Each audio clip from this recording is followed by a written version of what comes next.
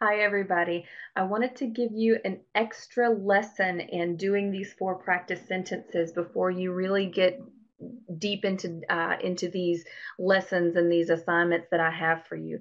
First of all, let me reiterate that these first several weeks, until we cover everything that we need to know about all of these things, the parts of the speech, parts of the sentence, phrases, and clauses, I will not be taking a grade on these four practice sentences until we finish all four of these levels. So you have license to take risks and guess at some of these. Now, don't just guess at everything. It's not a freebie. You really do want to practice with these sentences and try to get as much right as possible.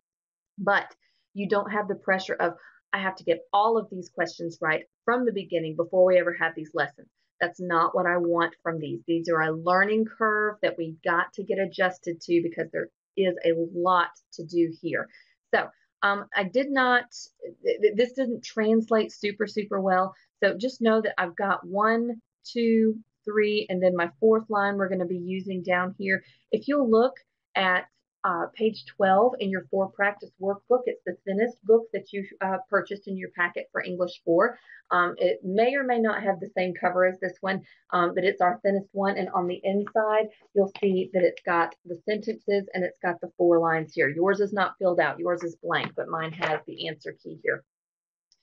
So knowing that, we're going to get started with the parts of speech line right here. And I'm going to fill this out as we're going through because I want you to see what I'm expecting of you on each individual line.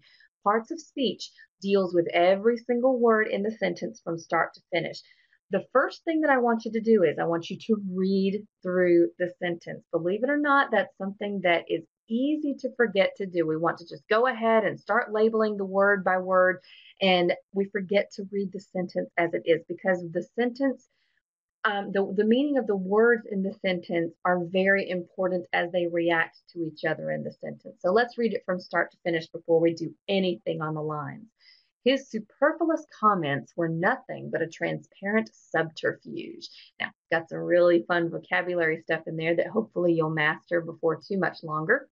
But we're going to be taking this word by word. So I'm going to start with his. His is an adjective. And if you did know that, bravo. If you didn't, don't worry about it. We're going to be practicing these later.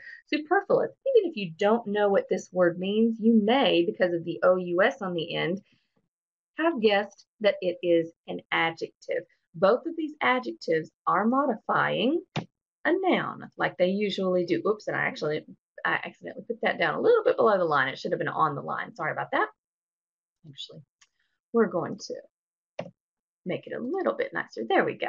And then the next word, were, I'm going to label it as a V verb. Notice that I don't have to write out all the word, like I didn't write out adjective. I just use adj. I just use N for noun.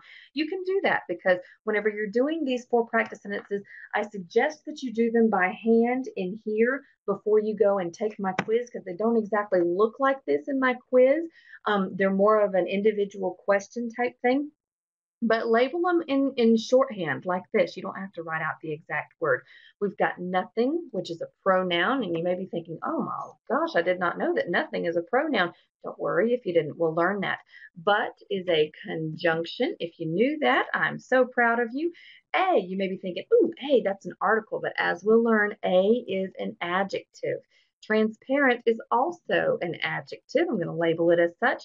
And both of those adjectives are modifying this noun, subterfuge. So, as you see, I have labeled every single word in this sentence. That's what you do on the parts of the speech line. Now we're going to go down to the parts of the sentence line. This line, if you'll think of it this way, we've got the main subject, the simple subject, and the simple predicate. That's our main focus for parts of the sentence. We may be labeling most of the words in here, but usually we're just labeling a couple. So our subject in this sentence is going to be comments. And I'm going to write out the entire, well, I'm not going to write out the entire word if I misspell it, huh? S-U-B. There we go. Subject. There it is. So comments is my subject. Now notice that I don't have comments. Give me my pointer, please. My comments, the word that I'm looking at that I'm going to label, I'm using this line down here, but it goes directly under where comments is. Now I've got my parts of speech labeled here under comments, and I've got my parts of the sentence labeled here under comments. So these lines are going to line up that way.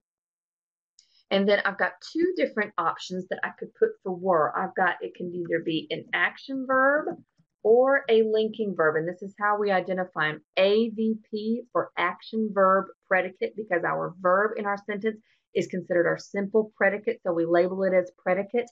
Or it can be an LVP. You may have already guessed. This means linking verb predicate.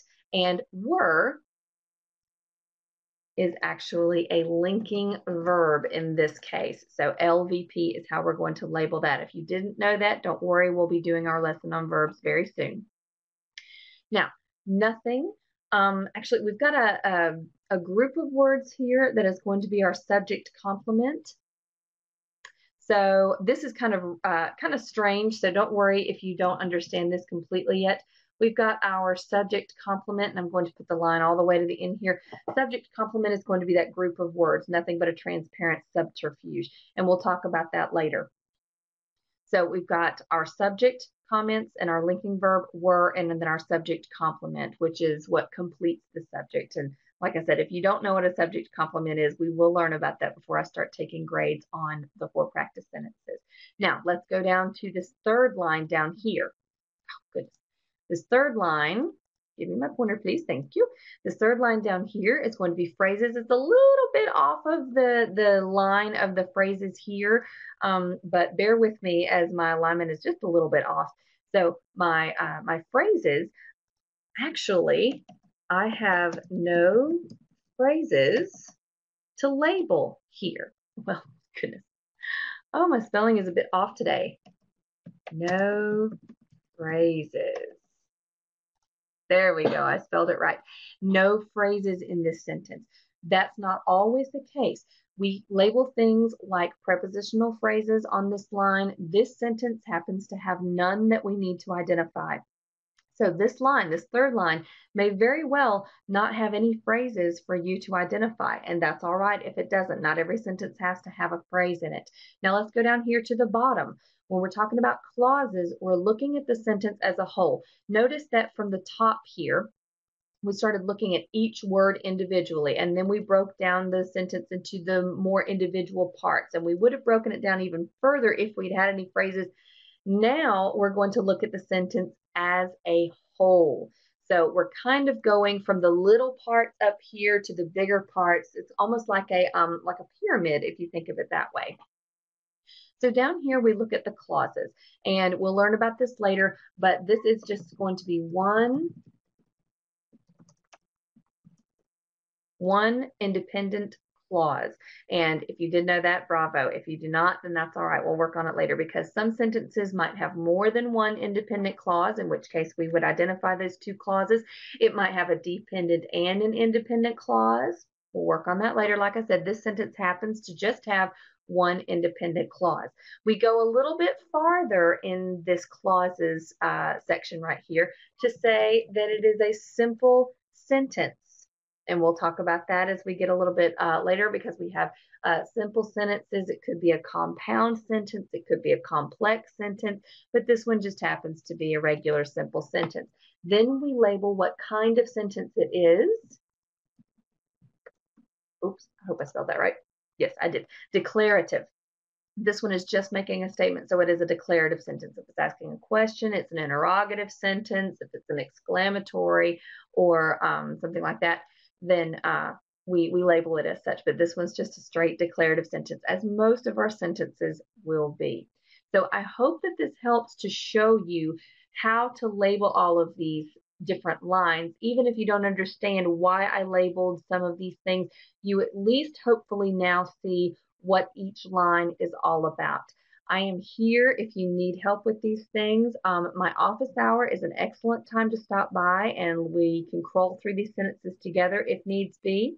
But I will not just throw you out to sink or swim in these assessments. So just know that these are for participation, and I understand that there's a learning curve here. So good luck on these, and just stay calm and take those risks that I was talking about. But I will see you.